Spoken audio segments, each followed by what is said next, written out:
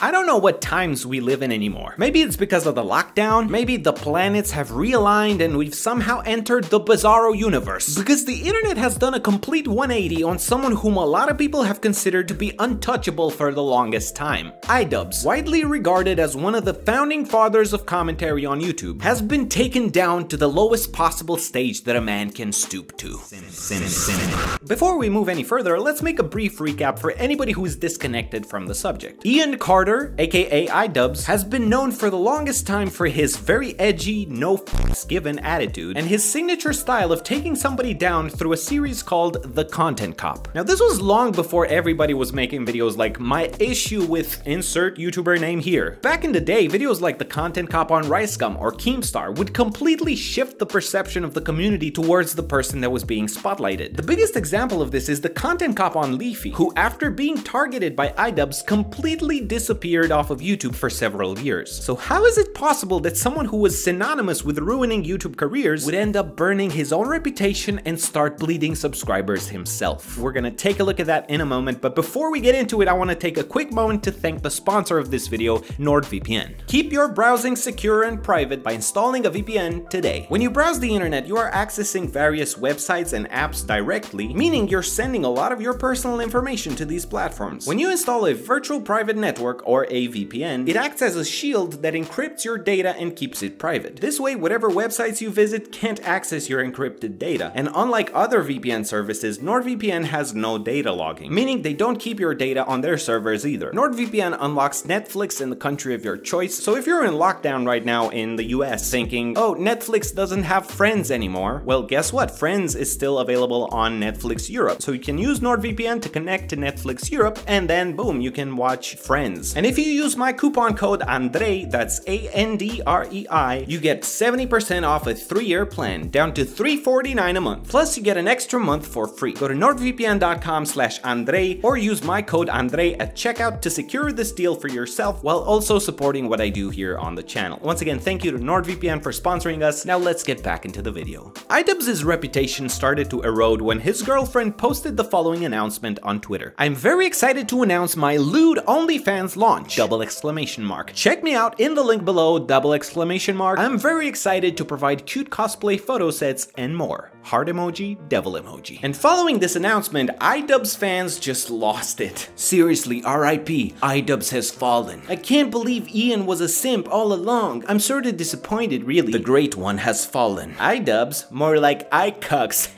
Can't wait for iDubbbz to make a content cop on himself. Okay, I actually think this might be part of Ian's project, like some social experiment that he's doing for a video. Let's hope so. Well, it turns out iDubbbz did in fact make a video, but instead of calming the waters, he basically jumped in a pool of gasoline and lit a match just for the kick of it. If you are upset by me admitting this, then I suggest you go idolize someone else. Now, to be completely honest, I have no idea how to navigate a topic like this, because on one hand, you have the whole overcoming the stigma over sex work, which I don't think I have a problem with. But on the other hand, the particular case of iDubbbz and his girlfriend Anissa makes it a little bit difficult to defend. I do think a lot of the critique thrown at them at the moment is a little bit misguided. The argument that she won't be able to get hired in the future is a little hypocritical. There's plenty of examples of women who kickstarted their career by either doing porn or stripping, like Cardi B, for example, or Kim Kardashian, Lana Rhoades. These are very successful women who started down here but went on to build legitimate empires. However, in iDubbbz and Anissa's case, everything just feels out of place. The problem isn't that she's quote-unquote whoring herself, as I've heard a lot of people state. The situation is a lot more complex, and the main reasons, in my opinion, are as follows: a severe conflict of personal brands, Anissa's questionable track record, and iDubbbz's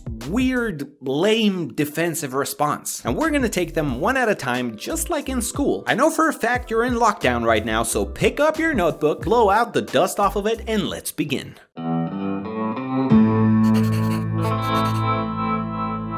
Personal branding is very important in life. Whether you have 8 million subscribers or you just happen to sell pumpkins at the farmer's market, the way you carry yourself, the way you present yourself to the world, that is your personal brand. iDubbbz's brand was always very edgy, very boys only. So much so that I think for a lot of people, even the fact that he had a girlfriend at all seemed out of character. Now, that's not to say that he couldn't have a relationship outside of his YouTube channel, but the internet persona that his audience had gotten used to wasn't entirely compatible with Ian Carter as a person having a public relationship. So that's a challenge in itself to begin with. On top of that, his girlfriend's personal brand is not really compatible with his. Here's what I mean by that. In any type of high-profile relationship, I feel like there's 3 paths that the partners can take. A, let's call this the insider power couple, where one of the partners is famous and the other is entirely dedicated to supporting them, like Ninja and his wife Jessica, or Christine from Simply Nailogical and her partner Ben. B, the outward power couple, where both have a strong brand of their own while also having a collective brand as a couple. For example, Beyonce and Jay-Z, Kanye West and Kim Kardashian, David and Victoria Beckham, and so on. In this scenario, each of the partners has a successful career of their own, but by association, everything they do together has that much more power. And then we have the third scenario, which I will call C, the sour couple, where both partners are seeking success, but this time with no bridge in between. This time, not only does their association not generate more power, but it can even be detrimental to their individual career path. By having this boys-only image, iDubbbz cannot be seen as supportive of his girlfriend's OnlyFans without hurting his own brand. By having a boyfriend, and a famous one at that, Anissa can't avoid being shamed for essentially selling nudes to her boyfriend's fans. To be honest, I don't know what they were thinking, because anyone could have predicted this. It's just a recipe for disaster.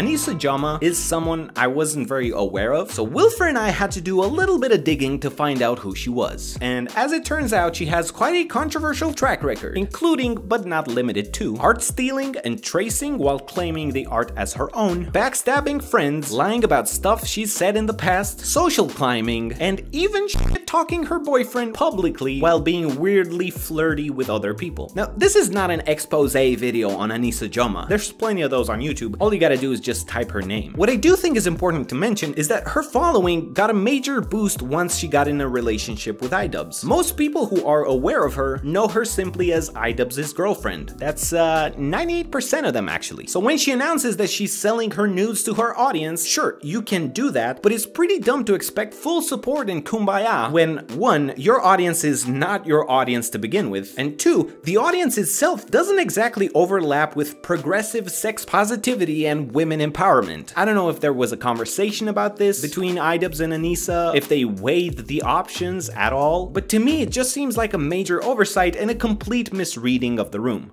You lied to us. First of all, I'm not your fucking dad. If you don't want to look up to me anymore, that's fine. I don't want you to look up to me. If there was a book of do's and don'ts as to how to respond to controversy, iDubbbz's response falls right into the don'ts just seconds into the video. He comes in with this very defensive attitude, as if scolding a bunch of kids, and it's very uncharacteristic of him to do so. For someone who's built his entire brand on sarcasm and trolling, he comes across entirely oblivious as to what audience he's addressing. First up, we got Edward. He probably got told by a lot of people that he looks like iDubbbz, and he really liked that because iDubbbz was cool. Edward, I don't know where you got the idea that I was cool. Do you think it was cool when I was playing with anal beads? It's cool when I play with anal beads. Do you think it was cool when I was running around in an oversized cop outfit? That was cool to you. So right here we've got 2 major problems. The first one is how he's singling out one of his fans and basically mocking this kid for liking his videos, which is the dumbest thing you can do as a creator. Not to mention, the content cop is literally his biggest achievement. To all of a sudden go, what, you thought content cop was cool? What a loser you are, is the very definition of betrayal and disappointment. I think what I've learned from this experience is when you're speaking to a large group of people and there's some dudes in the back shouting out their opinions, instead of ignoring that and just moving on with my lecture, it might be a better idea to point those people out and say, yeah, I actually don't agree with that shitty opinion. Because it seems like me just ignoring it has led to like a cultivation of a bunch of retards. See, I don't think that's the moral of the story here. I kind of understand what he's saying. It's gotta be terrible to not identify with what the audience thinks you stand for, but engaging with the trolls instead of fostering the type of audience that you do want is literally the worst thing that you can do. YouTube, by definition, is a way for people to find their own kind. If you've got a channel where you dress up as a furry, you're gonna attract a large number of furries to watch your videos. If all you do is talk about Pokemon, your audience is gonna be Pokemon fans. So what I think the moral of the story here is, don't put up a certain image if you don't identify with it. Because if you're dressing as a furry sarcastically, and your audience grows to think that you are a legitimate furry, to all of a sudden take off your furry mask and be like, fuck furries, am I right, guys? Don't be surprised that the furries in your audience are gonna be like, what? What are you talking about? I thought you were one of us. Now, do I think this is the end of iDubbbz? I don't think so. It kind of looks like iDubbbz wants to shift the direction of his channel, but he didn't know how to go about it. Plus, the timing was horrible, but hopefully he figures it out. In the meantime, I'm curious to know what you guys think of this whole mess. Is the backlash justified? Do you think it could have worked, but maybe the approach was wrong? And what, in your opinion, is a great example of a YouTube power couple? Let me know in the comments. As always, thank you for watching, and we'll see you again very soon.